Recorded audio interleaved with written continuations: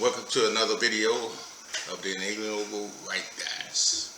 We hold these truths to be self-evident, that all men are created equal, with certain inalienable rights that is endowed by, the thing.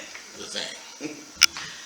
We're going to try something, a little skit here, and hope you enjoy it.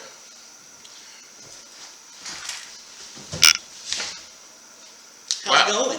It's going good. And yourself? I'm doing all right. Man, last night I was watching BET, and they had this thing on there where they were talking to black people about voting, and and just how important it was and how powerful it was. It was just the greatest thing. So, who you voting for? Well, me, I'm 100. I'm a Trump supporter. What? Yes. I'm a deplorable. That racist? That orange-faced white supremacist? What are you talking about? Pump your brakes, pump your brakes. What, you just assume because you watch BET and you tell a black man how to vote?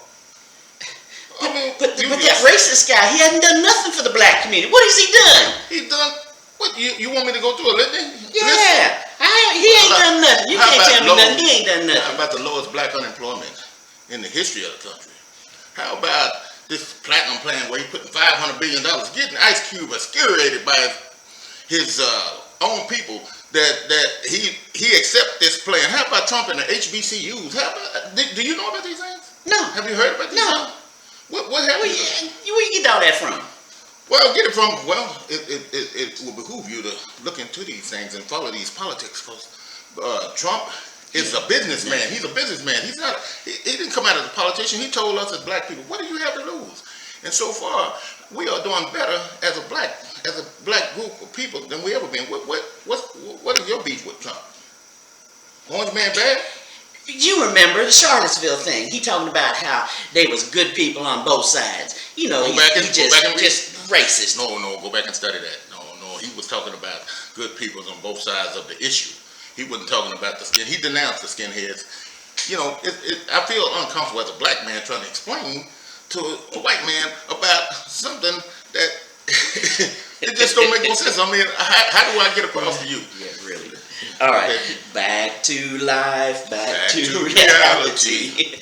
Well, that's kind of a brief synopsis of what we be going through on a daily basis, at least me. Well, and especially you, because being a black conservative, man, I know you get nailed all the time. Yes, and I was asked a question one time at a church I attend, a predominantly white church. As a minister, they was asking me, how did I bet you get a lot of feedback knowing my background and my lifestyle, where I come from. I said, that is nothing compared to being a black conservative. I said, I've been called everything from Uncle Tom to Uncle Remus to just coon. I mean, I hear from all my conservatives on YouTube and the likes that the names are endless. Yeah, exactly. But it's true. So many of these white liberals, they hear the talking points from the mainstream media, and they don't ever hear what the things that are actually been done for the black communities, and what the plan that's out there. And that's one of the things that kind of bothers me is on the left, they don't have a plan. There's the victimhood mentality. Exactly. And they're all victims, and it's just they don't have anything. They don't have a platform. There's no platform out there. That's exactly. It's always the same thing. And like you said, when Trump first started, it was like, what have you got to lose? And now he's done all these things, and for these people not to see it, right? I've come to a conclusion, come to a realization that it's about narratives, and the truth be damned. The truth. Yeah, be damned. Exactly. Well, that's the whole critical race theory, or critical theory. Yeah, and this is what we call ourselves an alien right, brother, because we do put a premium on our rights. And I can tell you, since Trump been the president, the president before him, I felt a lot of infringements on my rights.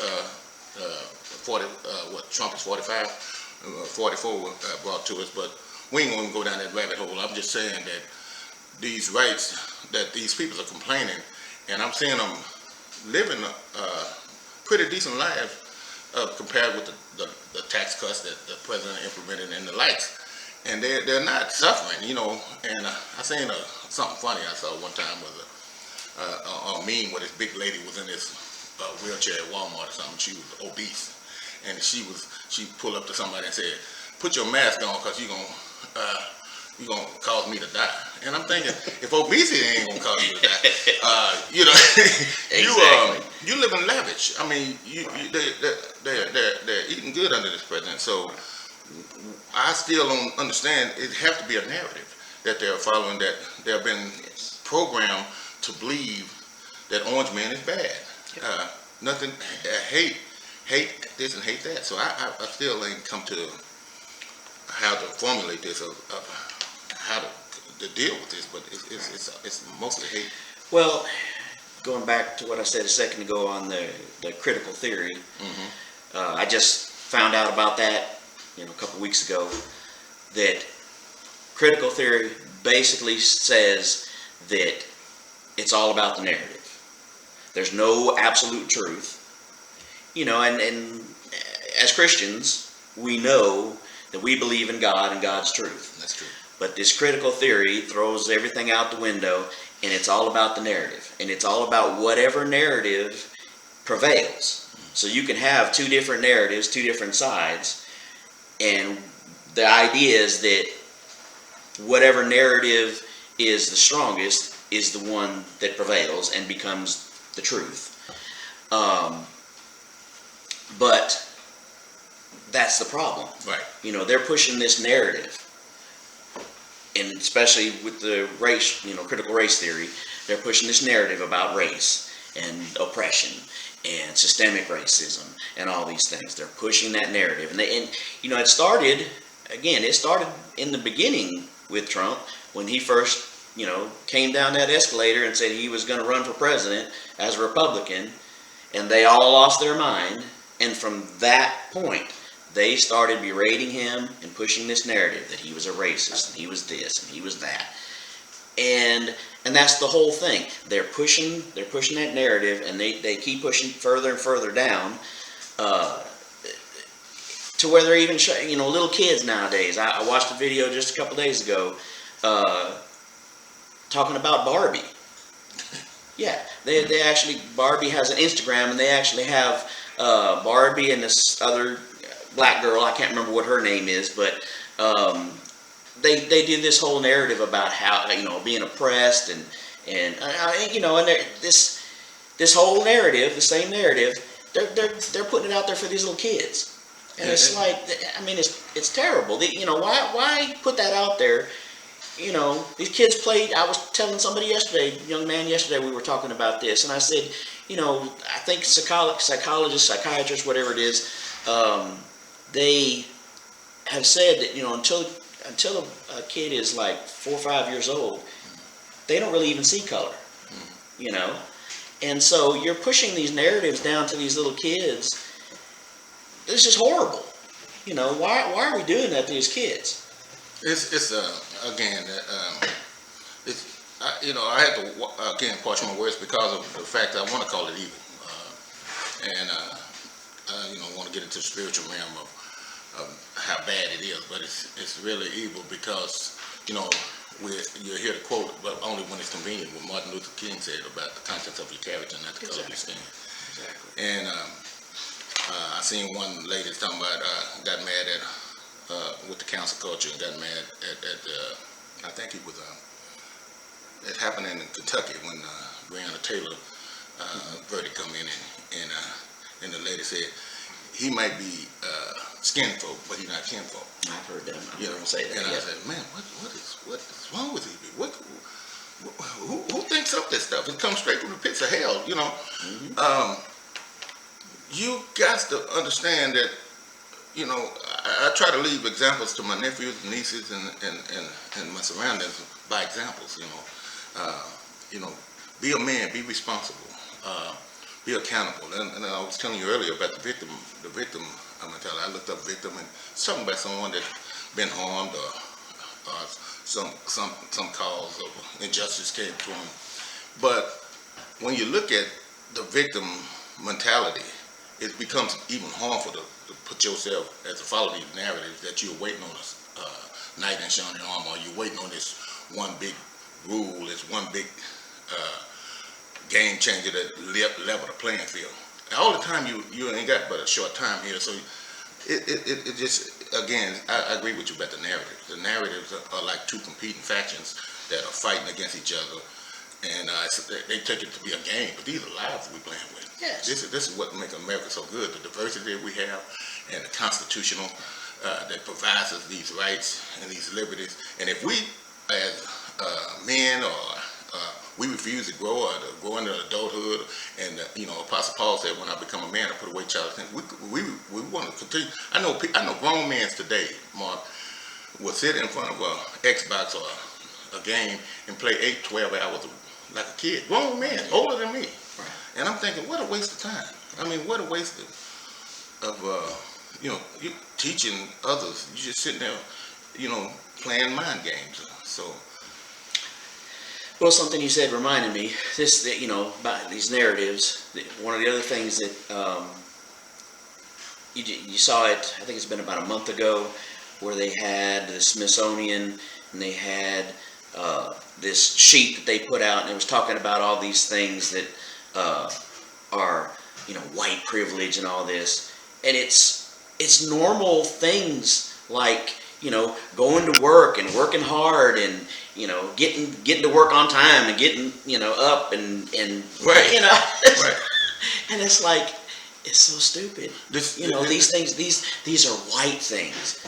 No, I mean, these are good things. These are, if you want to get ahead in life and you want to, do right, these are the things you're going to do. That's exactly right. But to make it that, those are white things. You can't do that because it's, it's a white thing. Yeah, Really? I was mentoring a young lady when I worked with her, and she said she hadn't moved to Illinois, and she had strong conservative leanings, but she was so afraid of her surroundings and to express it.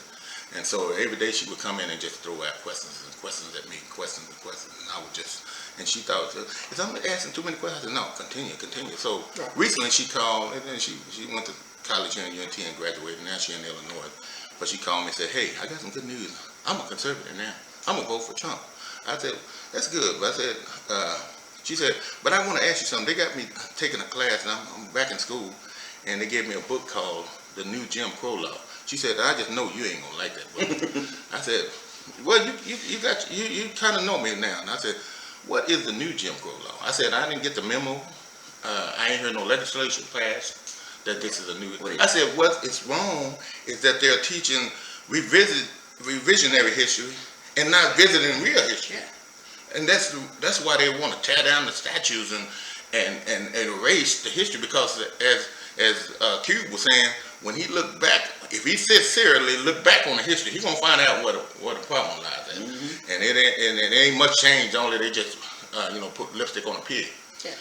And they the same party that hate success and cause racial divisions, that class warfare, are the same party that's doing it today, but they're doing it in a modern way. Yeah, and then again, it goes back to that narrative. If they can push that narrative, that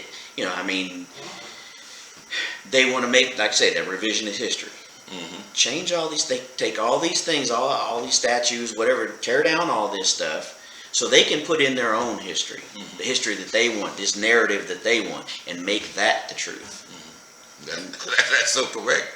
It's sort of a deception that's unheard. I always heard that the one thing about the Democrats that they have is they branding. They branding is strong, and that's why So the whole thing in a nutshell, I guess, is if you forget history, you're destined to repeat it. Right. And again, we was talking about the Democrat and their brands and how they masterfully keep certain people through their narratives on their sides. would not look objectively at nothing else. They refuse to. And again, I'm built for the challenge because I fight this fight just about every day of my life, and I'm older gentleman. Well, and one thing, it appears to me, most of the time that I, talking to you and other folks that I know, is like most of the black community is actually pretty conservative. Yes, that's what I'm saying.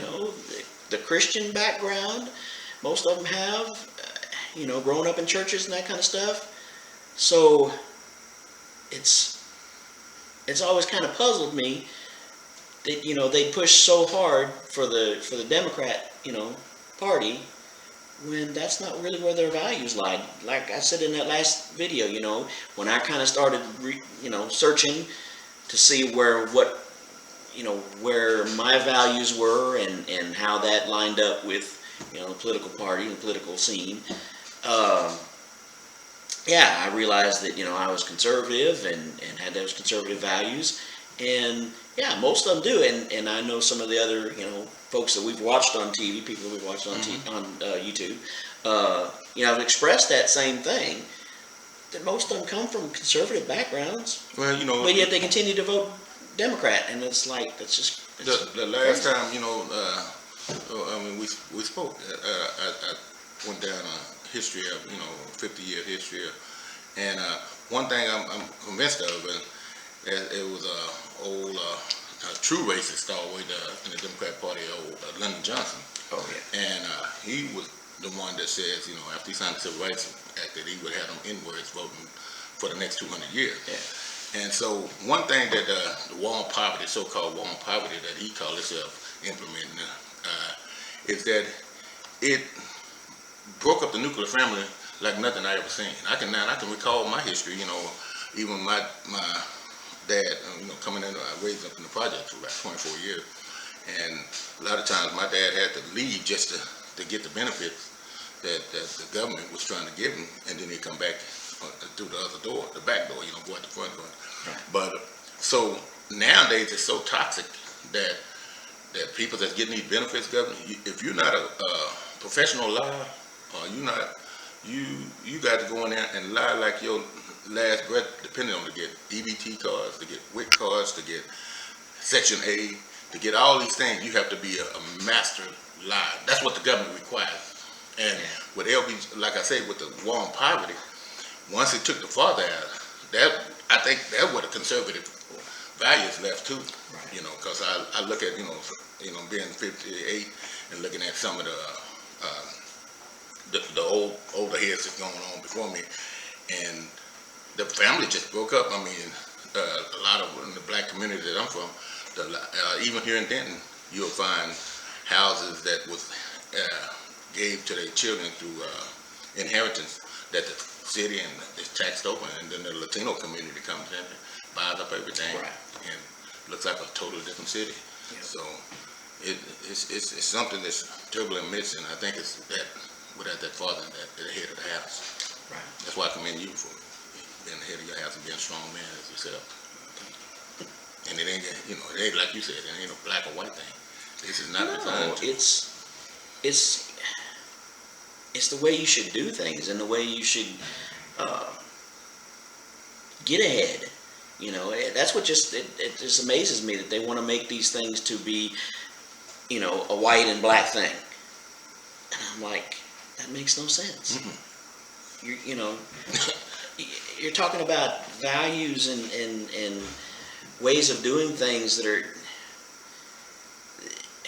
since the beginning of this country that that's what they've done. So it made successful people. Mm-hmm. Larry Elder or Thomas Sowell, one of them I recall talking about statistics about if you have children's had a wetback at a certain age, in high school, and chances are your chances of success gonna decrease greatly because of our decisions, And one of the funny things I heard, it said you come in this world looking like your father, but you leave this world looking like your decisions.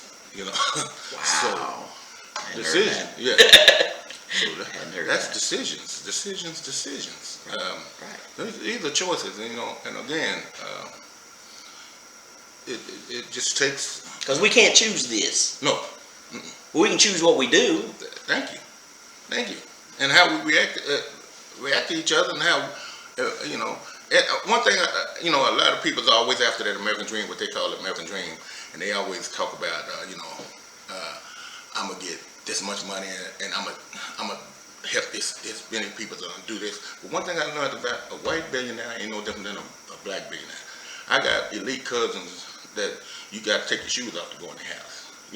They let that success go to their head. So money, the love of money is the root of all evil. So if you get, no matter who got it, whether it's white or black, they still gonna be. If you look at some of these bougie shows out there, these people are nose high up in the air. The black people's getting Botox and all the stuff that the hair extensions, and they're doing all this vanity.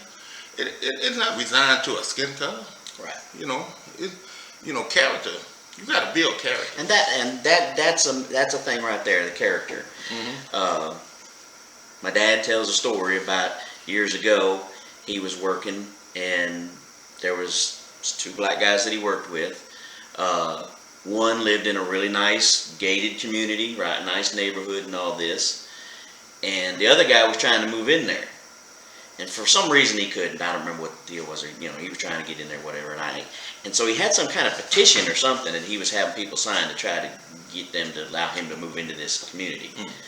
And so my dad said something to the other guy that was already there, about you going to sign his petition or whatever, and so he can move in there or whatever. And he's like, no.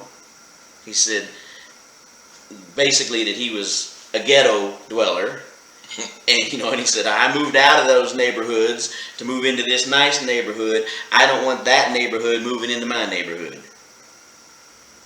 And it's and it's because of that same thing. Yeah. It's their choices. Yes. And I think of a story that, since you tell that about a preacher that told about this black man back in the slavery days, 1800s and late 1800s, and he just loved his master, and he used to drive him on a cart to church, him and his whole family. And he would just sit out in front of the church till after service and wait on his master, and then take him on back home.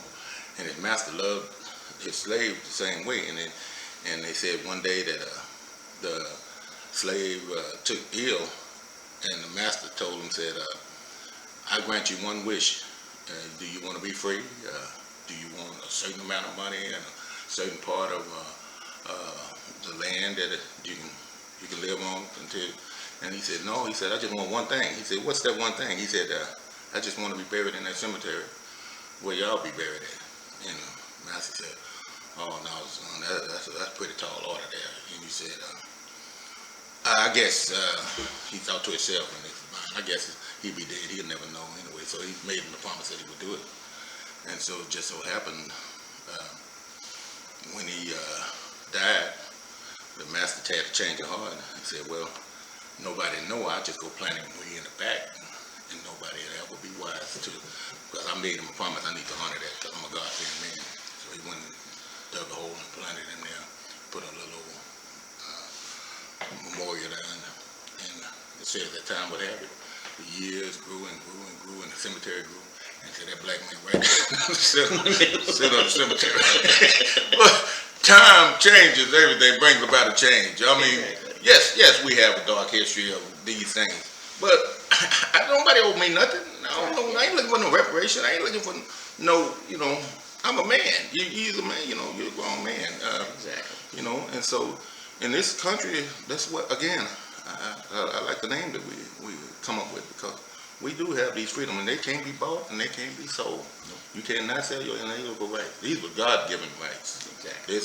And if someone feel inferior or lesser, he got to overcome that. I can't overcome that for you, but I can show you by examples that we in the United States, we are United States. We do get along. We should be united. The media means nothing to me if they think that they can separate honesty and integrity and morality and pluck that out of a man's heart. I don't see that happen. Yep, I agree. All right, we'll stop this one and we'll go on to another segment. Yes, we'll stop Sounds this good. one. All right. Remember this: We hold these truths to be self-evident, that all men are created equal, with certain inalienable rights that are endowed by You know, the thing. the thing.